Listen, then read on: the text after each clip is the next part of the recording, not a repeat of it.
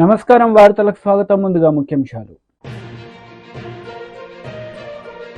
మాజీ CM Jaganmohan Reddy press meet, ఇరు పార్టీలపై fire. మాజీ మంత్రి Harish Rao press meet, Arekapudi గాంధీపై fire.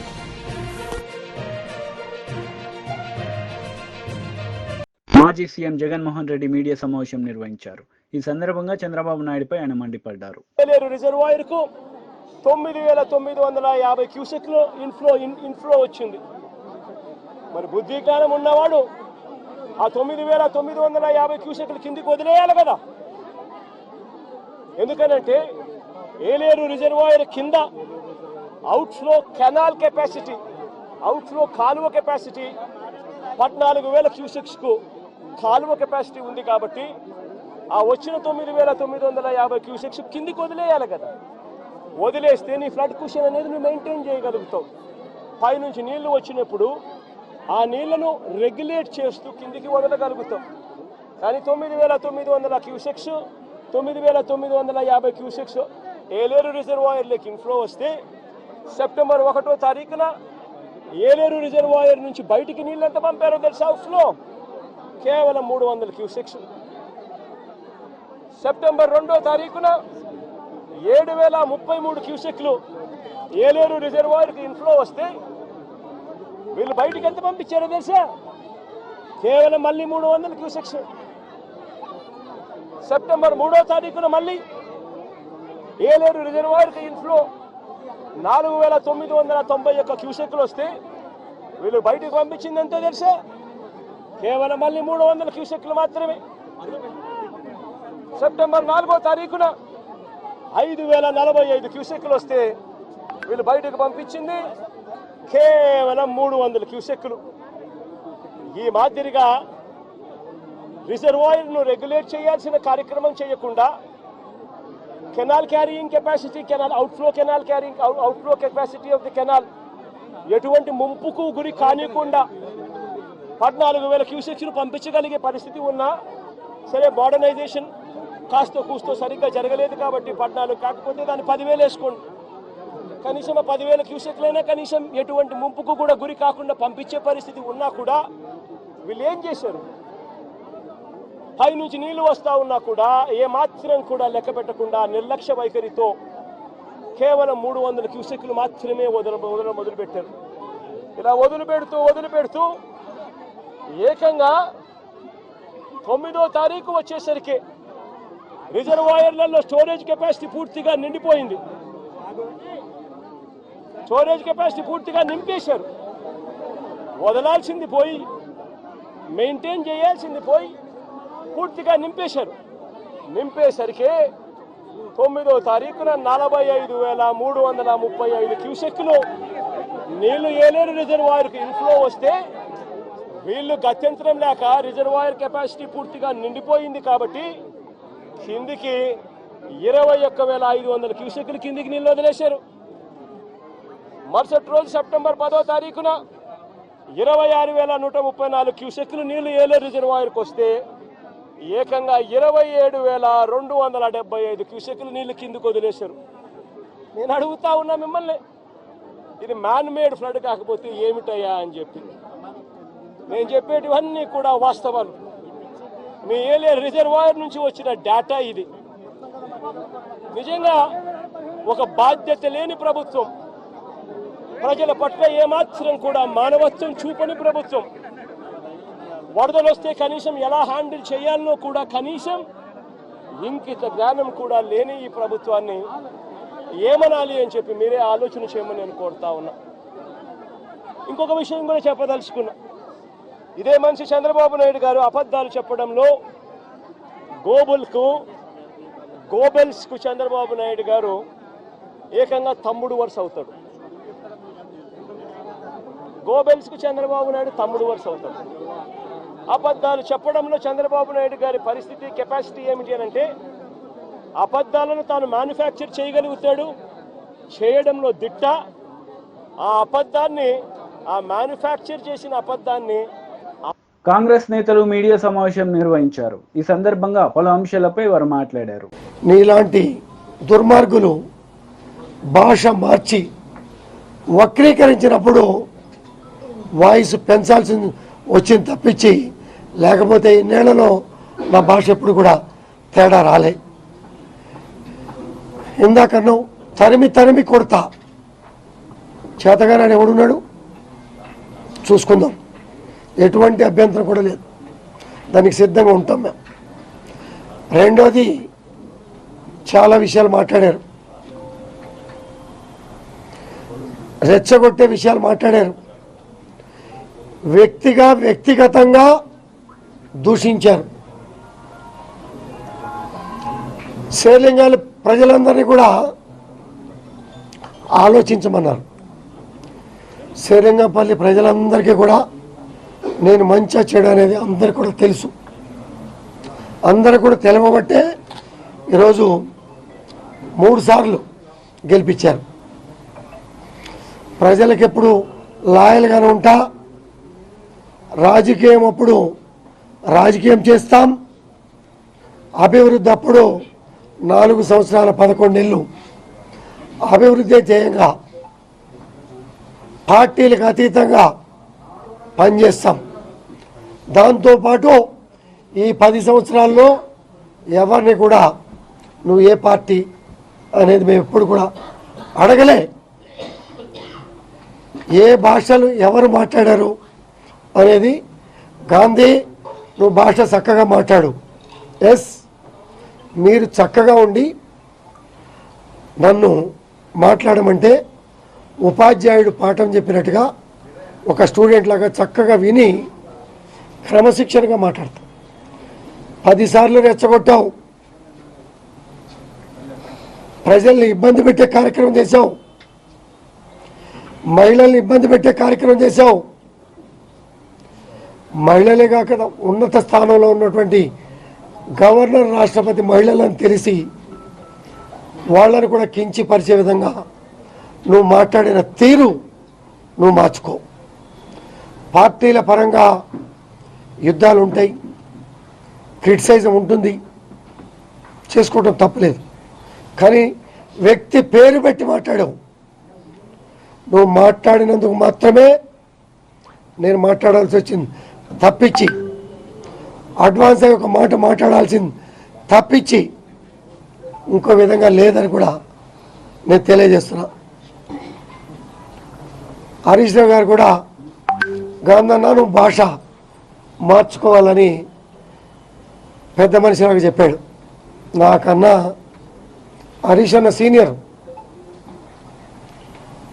ఒక ఉన్నతమైనటువంటి ఐఏఎస్ ఐపీఎస్ అధికారులని లకారం భాష వారు మాట్లాడిన తీరు కూడా వారు కూడా గుర్తు చేసుకుంటే కొంచెం బాగుంటుంది. దూషించట్లే, అందుకనే అన్న ఉపాధ్యాయుడు మాత్రం ఇష్టపెట్టు అని చెప్పి సందర్భంగా గాంధీని హెచ్చరిస్తా ఉన్నాం. అరే పీక మనరపై రోజు ఇండే ఉంటా, ఇండు చదివితా పీకునది ఏం పీకినవరా పై నా ఇంటికనే పీకిందా. ఇప్పుడు నా కారాతాలు వలగొట్టవచ్చు, నా ఇంటాలు వలగొట్టవచ్చు, ఎందుకంటే నేను సింగిల్ గుల కాబట్టి. ఆయన నన్నే కూడా పీకిరని నేను నిన్నే నిలుస్తున్నా కదా. మీరు మీకు ఎవడే చెప్తున్నా, మన అయ్య జాగిరా, మన అయ్య జాగిరా, ఇది మా అయ్య జాగిరి. తెలంగాణ బిడ్డ నేను, ఆంధ్రోని నువ్వు, కృష్ణా జిల్లా నుంచి బతకనికి వచ్చినాను నువ్వు ఇష్టపెట్టి వెళ్ళిపో మా తెలంగాణ నుంచి. మేము తెలంగాణ బిడ్డలము, నికార్సమైన తెలంగాణ బిడ్డలము, ఈ మట్టి మీద పుట్టిన బిడ్డని, ఈ మట్టి నీళ్లు తాగిన బిడ్డని. ఈ లెక్క ఆంధ్ర నుంచి బతకనికి రాలేదు భయ, మేము తెలంగాణలోము. రేపు చూపిస్తాం నీకు తెలంగాణ పౌరుషం ఎట్లుంటుందో, రేపు చూస్తారు. రేపు ఇవాళ వాస్తవంగా సిపి గారు ఉన్నారు కదా, బీఆర్ఎస్ లీడర్ మీడియా సమావేశం నిర్వహించారు. ఈ సందర్భంగా పలు అంశాలపై ఆయన మాట్లాడారు. బీఆర్ఎస్ పార్టీ ఎమ్మెల్యే అని చెప్తున్న గాంధీ గారి ఇంట్లో ఇలా సమావేశం ఉంటుంది. మన బీఆర్ఎస్ పార్టీ కార్యకర్తలు అందరూ, ముఖ్య నాయకులు అందరూ కూడా రాండని ఇవాళ పిలుపు ఇవ్వడం జరిగింది. ఇవాళ మేము పిలిపించిన తర్వాత తెలంగాణ రాష్ట్ర వ్యాప్తంగా ప్రతి గ్రామంలో, ప్రతి వార్డులో, ప్రతి డివిజన్లో మా ఎమ్మెల్యేలని, ఎమ్మెల్సీలని, మాజీ ఎమ్మెల్యేలని మాజీ ఎంపీలని, సర్పంచ్లని, ఎంపీటీసీలని, కార్పొరేటర్లని, మున్సిపల్ చైర్మన్లని, బీఆర్ఎస్ పార్టీ కార్యకర్తలని, ఉప సర్పంచ్లని, వార్డు మెంబర్లని, కేసీఆర్ గారి ప్రతి అభిమానిని, కేటీఆర్ గారి, హరీష్ రావు గారి ప్రతి అభిమానిని ఇవాళ పోలీసు వాళ్ళు అరెస్ట్ చేసి ఎక్కడికక్కడ హౌస్ అరెస్టులు, పోలీస్ స్టేషన్లో నిర్బంధించి ఆఖరికి ఇవాళ పొద్దున నేను రాజు గారు ఇక్కడి నుంచి బయలుదేరి మేమిద్దరం వెళ్తాము, మా బీఆర్ఎస్ పార్టీ ఎమ్మెల్యే అంటున్నాడు కదా, గొడవ అవసరం లేదు, తను కూడా స్వాగతించిండు. నేను మీడియాలో చూసినా కలిసి వస్తాము, తీసుకొని వచ్చుకుంటాం ఆయన కేసీఆర్ గారి దగ్గర తీసుకుపోతామని నేను ఎంత చెప్పినా పోలీసు వాళ్ళు వినకుండా ఇవాళ నన్ను రాజుగారి ఇంట్లో అరెస్ట్ చేయడం జరిగింది. నేను ఒకటే అడుగుతా ఉన్నాను, మరియు నిన్న పోలీసు వాళ్ళు దగ్గర ఉండి గాంధీ గారికి ఎస్కాట్ ఇచ్చి ఆ గుండాలని తీసుకొని వచ్చి నన్ను చంపించే ప్రయత్నము నిన్న చేసిరు కదా, మరి నిన్న ఎందుకట్లా చేసిరని నేను అడుగుతా ఉన్నా పోలీసు వాళ్ళని. వచ్చిన వాళ్ళ 30-40 మందిని ఇలా సైబరాబాద్ పోలీస్ అనేది ఆ 30-40 మందిని ఆపలేకపోయినరా. నేను ఒకటే కోరుతా ఉన్నా, ఈ తెలంగాణ సమాజాన్ని ఒక్కసారి ఆలోచించమని కోరుతా ఉన్నాను. ఏ విధంగా ఈ రేవంత్ రెడ్డి గారి ప్రభుత్వం ఏ విధంగా వ్యవహరిస్తుందనేది దయచేసి ప్రతి ఒక్కరు కూడా గమనించాలని విజ్ఞప్తి చేస్తా ఉన్నాను. స్వయంగా రేవంత్ రెడ్డి గారే అక్కడ ఆదేశాలు ఇచ్చి కౌశిక్ రెడ్డి గారిని హత్య చేయండి, ఇలా ఏదైనా చేసి అని చెప్తే ఇలా ఒక ఎమ్మెల్యేకే ఈ తెలంగాణ రాష్ట్రంలో రక్షణ లేనప్పుడు సామాన్య ప్రజల పరిస్థితి ఏంది అని చెప్పి నేను అడుగుతా ఉన్నాను. దీనికి జవాబు చెప్పాల్సిన అవసరం ఉంది తెలంగాణ సమాజానికి. నేను ఒక్కటే అడుగుతున్నా, దీనికి సమాధానం చెప్పండి రేవంత్ రెడ్డి గారు. మీరే ముఖ్యమంత్రి, మీరే హోమ్ మినిస్టరు, మరి మీ ప్రభుత్వంలో మీరు మొన్న కోట్లాది రూపాయలు ఇచ్చి జాయిన్ చేసుకున్న గాంధీతో పాటు గుండాలని 30-40 మంది గుండాలని సైబరాబాద్ పోలీసు ఆపలేకపోయిందా? మీరు ఈ సమాజానికి ఏమి చెప్పదలుచుకున్నారని చెప్పి నేను అడుగుతా ఉన్నాను. ఒకటే నేను షేర్లింగంపల్లి ప్రజల్ని కూడా కోరుతా ఉన్నాను, శాసనసభ్యుడు బీజేపీ లీడర్ మీడియా సమావేశం నిర్వహించారు. ఈ సందర్భంగా పలు అంశాలపై ఆయన మాట్లాడారు. अरविंद केजरीवाल को फिर से आईना दिखाया है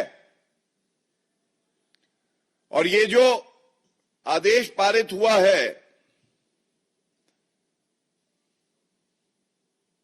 भ्रष्टाचारी कट्टर बेईमान अरविंद केजरीवाल को कंडीशनल बेल मिली है। कुछ पहलू आज का जो आदेश आया है उसको आपके समक्ष रखना बेहद जरूरी है और ये कहना गलत नहीं होगा जेल वाला सीएम अब बेल वाला सीएम हो गया है और वो भी कैसी कंडीशनल बेल है वो भी मैं आपके समक्ष रखूंगा। और इस आदेश के आने के बाद सबसे पहले जो अहम है, अति आवश्यक है, दिल्ली की जनता की आवाज जो भारतीय जनता पार्टी उठाती रही है, अरविंद केजरीवाल को तुरंत चाहिए कि वो अपने पद से इस्तीफा दे दें। लेकिन बेशरम अरविंद केजरीवाल ऐसा करेंगे नहीं,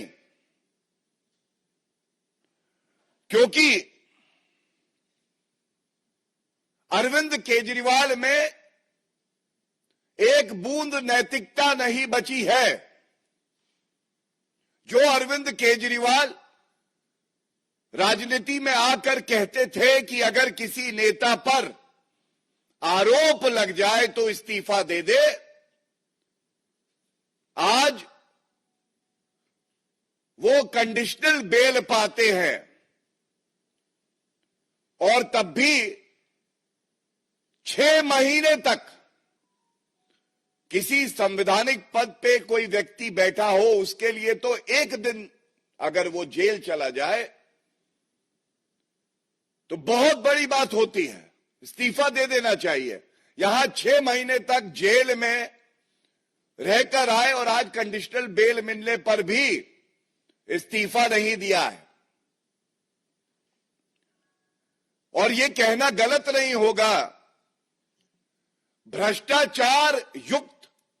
भ्रष्टाचार युक्त सीएम अभियुक्त, अब वो अभियुक्त की श्रेणी में है। और आप जो बिंदु मैं आपके समक्ष रख रहा हूं,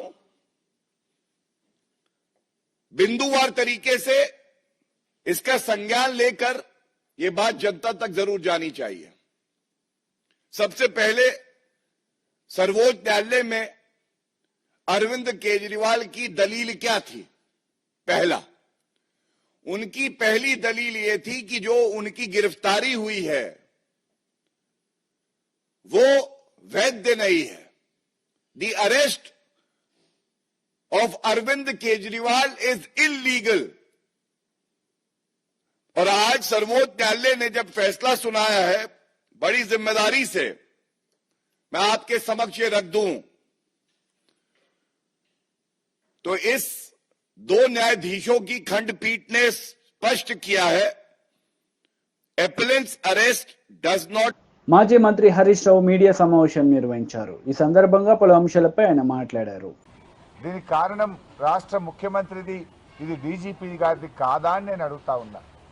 చేయాల్సిందంతా చేసి ఇప్పుడేందో సన్నాయి నొక్కులు నొక్కుతుండ్రు, ముఖ్యమంత్రి దిక్కు డీజీపీ దిక్కు. ఇంకేందో రివ్యూ చేస్తారట ఇవాళ మధ్యాహ్నం. ఏం రివ్యూ చేస్తావు?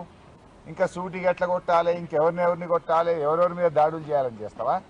అసలు ఉందా ఈ రాష్ట్రంలో లా అండ్ ఆర్డర్ ఉందా? ఖమ్మం పోతే మా మీద రాళ్ల దాడి చేస్తే, ఎమ్మెల్యేల మీద రాళ్ల దాడి చేస్తే 10 రోజులైనా ఎఫ్ఐఆర్ ఇష్యూ కాలేదు, 10 రోజులైనా ఆ గుండాలను ఇంతవరకు అరెస్ట్ చేయలేదు. నిన్నేం జరిగింది? కౌశిక్ రెడ్డి గారింటి మీద రాళ్ల దాడి చేసినటువంటి వాళ్ళకేమో రాచ మర్యాదలు, పోలీస్ స్టేషన్లో వాళ్ళకి మంచిగా బిర్యానీలు తినిపించి, సమోసాలు తినిపించి, ఛాయలు తాగిపించి, ఎస్కాట్ ఇచ్చి గాంధీ గారిని ఇంటి దగ్గర దించి వస్తుంది. ఫిర్యాదు చేయడానికి వచ్చిన మమ్మల్ని ఏమో అరెస్ట్ చేసి 2 గంటలు హైదరాబాద్ అంతా తిప్పి అర్ధరాత్రి జంగల్లో మహబూబ్ నగర్లో ఇడిచిపెట్టింది మమ్మల్ని. అంటే అసలు లా అండ్ ఆర్డర్ పోలీసులు వ్యవహరించే తీరు ఇదేనా నేను అడుగుతా ఉన్నా. అసలు రాష్ట్రంలో లా అండ్ ఆర్డర్ ఉందా అని అడుగుతా ఉన్నా. గతంలో బీఆర్ఎస్ ఎమ్మెల్యేలు మేము నల్లగొండకు వెళ్తే డైరెక్ట్గా మా బస్సు మీద కేటీఆర్ గారు మొత్తం 20 మంది ఎమ్మెల్యేలు ఉన్న మా బస్సుల మీద కోడిగుడ్లతో రాళ్లతో దాడి చేశారు. ఖమ్మం పోతే ఎమ్మెల్యేల మీద, బీఆర్ఎస్ ఎమ్మెల్యేల మీద దాడి చేశారు. సిద్దిపేటలో నా క్యాంపు కార్యాలయం మీద దాడి చేశారు. కౌశిక్ రెడ్డి ఎమ్మెల్యే గారింటి మీద దాడి చేశారు. ఏ ఒక్క విషయంలోనైనా పోలీసు యాక్ట్ చేసిందా? ఎక్కడైనా అరెస్టులు జరిగినాయా? అంటే ఇవాళ ఏమైపోయిందంటే మీరే ఈ రకంగా రెచ్చగొడతా ఉన్నారు. ఇవాళ ముఖ్యమంత్రి గారు ఆయనే దీనికి మూల కారణం. ఎందుకంటే ముఖ్యమంత్రి గారు ఆయన నోరు అదుపులో పెట్టుకోవాలి. ఆయన మాట్లాడే భాష బజారు భాష, రెచ్చగొట్టే విధంగా ముఖ్యమంత్రి గారే మాట్లాడతారు. పేగులు తీసి మెడలు వేసుకుంటా, లాగులలో తొండలు జరగొట్టా అని పిచ్చి పిచ్చిగా ముఖ్యమంత్రిగా ఉండి రాగద్వేషాలకు అతీతంగా ప్రవర్తించాల్సిన ముఖ్యమంత్రే రెచ్చగొట్టే విధంగా మాట్లాడితే డెఫినెట్గా కింద మీ కార్యకర్తలు కూడా అట్లనే చేస్తారు కదా. ఇప్పుడు ఇదే గాంధీ అయినా దానం నాగేందర్ బీఆర్ఎస్లో పనిచేసిండ్రు. కేసీఆర్ నాయకత్వంలో పనిచేసినప్పుడు ఎట్లున్నారు, రేవంత్ రెడ్డి నాయకత్వంలో పనిచేస్తే వాళ్ళ వ్యవహారం ఎట్లున్నది? 10 ఏళ్ళు కేసీఆర్ నాయకత్వంలో ఎప్పుడైనా మాట్లాడినరా వీళ్ళు? ఈ రకంగా రౌడీల్లాగా వ్యవహరించిండ్రా? ఇవాళ ఎందుకంటే యథా రాజా తదా ప్రజ అన్నట్టు రేవంత్ రెడ్డి భాష, రేవంత్ రెడ్డి విధానం వల్ల ఇవాళ వాళ్ళ నాయకులు కూడా అట్లే మాట్లాడుతున్నారు. ఇవాళ వాళ్ళ మంత్రి కూడా మాట్లాడిండు, కోమటిరెడ్డి వెంకటరెడ్డి. బీఆర్ఎస్ వాళ్ళు ఎక్కడైనా విమర్శిస్తున్నట్టు వాళ్ళని కొట్టండి అని రాజ్యాంగం మీద ప్రమాణం చేసిన మంత్రే రెచ్చగొడుతుంటే ఇంకా లా అండ్ ఆర్డర్ ఎక్కడుందే? రివ్యూ చేయాల్సింది ఫస్ట్ నిన్ను నువ్వు రివ్యూ చేసుకోవాలి, నీ మంత్రుల్ని రివ్యూ చేయాలి. నువ్వు చక్కగా లేవు ఫస్ట్. పాపం పోలీసులు ఏమంటావు? ఇన్ఫాక్ట్ మేము ఇవాళ మమ్మల్ని వైసీపీ లీడర్ మీడియా సమావేశం నిర్వహించారు. ఈ సందర్భంగా పలు అంశాలపై ఆయన మాట్లాడారు. జవహర్లాల్ నెహ్రూ యూనివర్సిటీ ఛాన్సలర్గా ఇందిరాగాంధీ కొనసాగుతూ ఉంటే ఆమెకు ఎదిరించి యూనియన్ విద్యార్థి విభాగం నాయకత్వం వహించి వారి డిమాండ్లను ఇందిరాగాంధీ ఎదురుగానే చదివి వినిపించి చేసినటువంటి ధైర్యశాలి మన యెచూరి గారు. మరి అటువంటి కమ్యూనిస్టు సిద్ధాంతాలకు, సిపిఎం పార్టీ అభ్యున్నతికి, బీద ప్రజల సేవకు, మరి అదేవిధంగా ఆంధ్రప్రదేశ్ విడిపోయిన తర్వాత ఆంధ్రప్రదేశ్ సంబంధించినటువంటి ప్రత్యేక హోదా గురించి అయితేనేమి అనేక విషయాల మీద ఆంధ్రప్రదేశ్కు సపోర్టుగా ఆయన మాట్లాడటము, ఉద్యమాల్లో పాల్గొనడం కూడా జరిగింది. మరి ఈరోజు దేశ యావత్తు అందరూ కూడా ఆయన చనిపోయినటువంటి విషయంలో తీరని లోటుగా భావిస్తున్నారు. నేను కూడా దివంగత ముఖ్యమంత్రి రాజశేఖర రెడ్డి గారు ఉన్నప్పుడు దాదాపు 2-3 సార్లు మనం యెచూరి గారిని కలిసి, సీతారాం యెచూరి గారిని కలిసి మాట్లాడడం జరిగింది. చాలా వినయంగా, విధేయతగా ఎవరినైనా సరే బాగా మాట్లాడగలిగే వ్యక్తి. అటువంటి వ్యక్తి ఈరోజు చనిపోయినందుకు ఒక తెలుగువానిగా నేను కూడా చాలా బాధపడుతున్నా. ఈరోజు దేశ యావత్తు కూడా అన్ని పార్టీల వాళ్ళు కూడా ఆయన మరణం తీరని లోటు అని చెప్పేసని, అదేవిధంగా రాజ్యసభ సభ్యునిగా ఎన్నికైన తర్వాత పార్లమెంటులో అనేక విషయాల మీద చర్చించి అనేక విషయాల్లో కూడా కమిటీల్లో కూడా నెంబర్గా కొనసాగారు. ఎస్ఎఫ్ఐలో కానీ మరి కమ్యూనిస్ట్ పార్టీ ఆఫ్ ఇండియాలో కానీ ఆయన పనిచేశారు విద్యార్థి విభాగంలో ఉన్నప్పుడు. కాబట్టి ఆయన పై స్థాయిలో ఉండి ఈరోజు ఆయన చనిపోవడం, ఆయనకు మనశ్శాంతి, భగవంతుడు ఆయన ఆత్మకు శాంతి కలిగించాలని, అలాగే వారి కుటుంబానికి ప్రగాఢ సానుభూతి తెలియజేస్తూ పి నాగార్జున రెడ్డి మాజీ ప్రభుత్వ సలహాదారునిగా నేను మనస్ఫూర్తిగా కోరుకుంటూ సెలవు తీసుకుంటున్నాను. నమస్తే. వార్తలు ముగించే ముందు ముఖ్యాంశాలు మరోసారి. మాజీ CM Jaganmohan Reddy press meet, ఇరు పార్టీలపై ఫైర్. మాజీ మంత్రి Harish Rao press meet, Arekapudi గాంధీపై fire.